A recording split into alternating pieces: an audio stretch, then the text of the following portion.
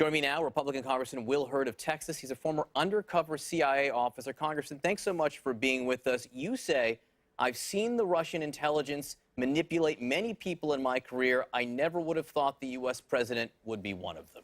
What do you mean by that? What do I mean by that is that in that press conference yesterday, it was classic disinformation.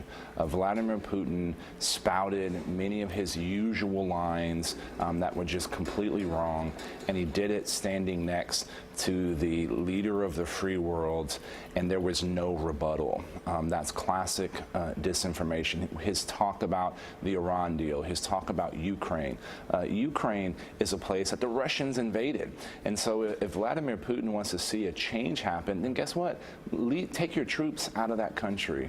Also the fact that Vladimir Putin should have been able to say, I'm going to turn over those 12 intelligence officers, having the U.S. president side with Putin over U.S. intelligence, is just unacceptable. You say classic disinformation, but was Vladimir Putin the only one spouting classic disinformation? The president of the United States says, yeah, Dan Coates tells me there was Russian meddling, but Vladimir Putin tells me no, and, that's the same.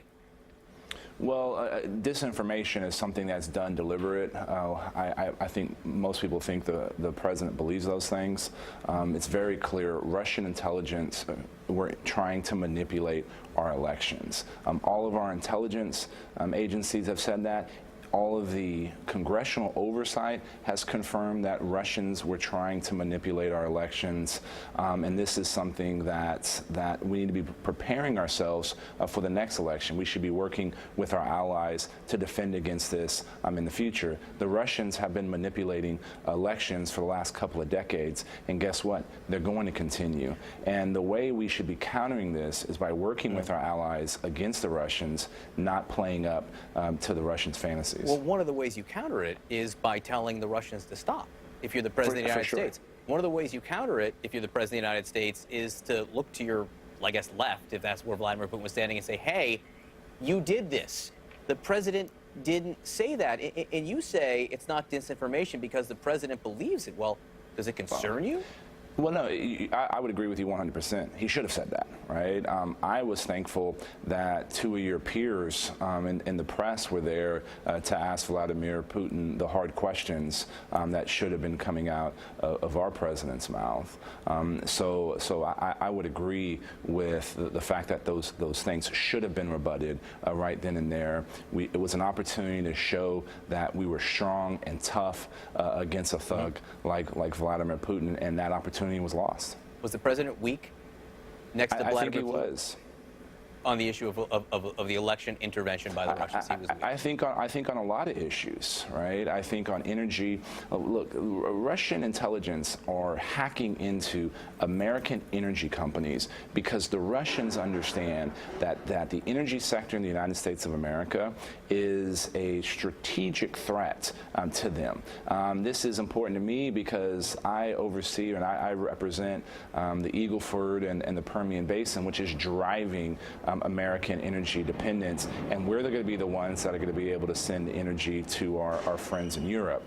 We should have rebutted that. The Iran deal is a terrible deal. There should have been a rebuttal there. And of course, we already talked about Ukraine. Ukraine is on the front lines every day of dealing with the Russian menace, and we could have showed support to our friends in Ukraine. So, Congressman, put yourself back in the shoes of the job you had for years as an intelligence operative, undercover. If the work you had done, and I'm sure it was presented to the president at many different levels, if the president of the United States stood in front of the whole world, because that's what happened yesterday, and said, yeah, my intelligence agencies, the men and women who lay their lives on the line to get this information, tell me one thing, but I don't believe it any more than this murderer standing next to me, how would that have made you feel? I'd be upset. But guess what? I would have continued to do my job. Yeah. And that's ultimately what the men and women in the intelligence community are going to continue to do.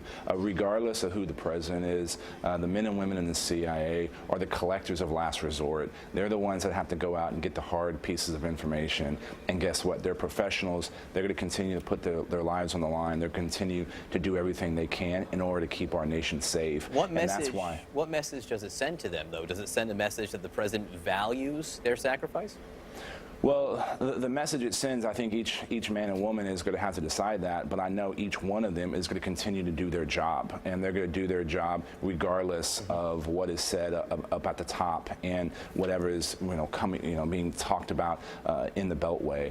These are real professionals that care about protecting our way of life, that care about protecting our country, and they need to know that there's many of us up here in Congress that's going to continue to support them. We're going to make sure that they have the resources and the funds and in order to continue to do that In job. addition to the resources and the funds for the intelligence community, and I know you've been very supportive of that every step of the way, what action, or do you believe Congress needs to take action in light of what the president said yesterday? Do you want to see a resolution?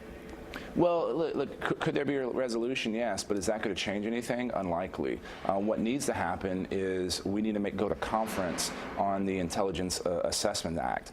This is the tool that the intelligence community needs in order to continue to be aggressive towards against Russia and many of our other enemies. It's one of the things that also funds the intelligence community to make sure they have the resources. I do suppose one thing you could do, because one of the key questions, and I was talking to Adam Kinzinger, Congressman from Illinois, we talked to former Congressman Charlie Dent, two Republicans who you work with over time, and they want to know why the president continues to say this. What's going on in his head? There have been, former CIA operatives who have told us they no longer can rule out compromise. I'm not going there, but why not hold a hearing?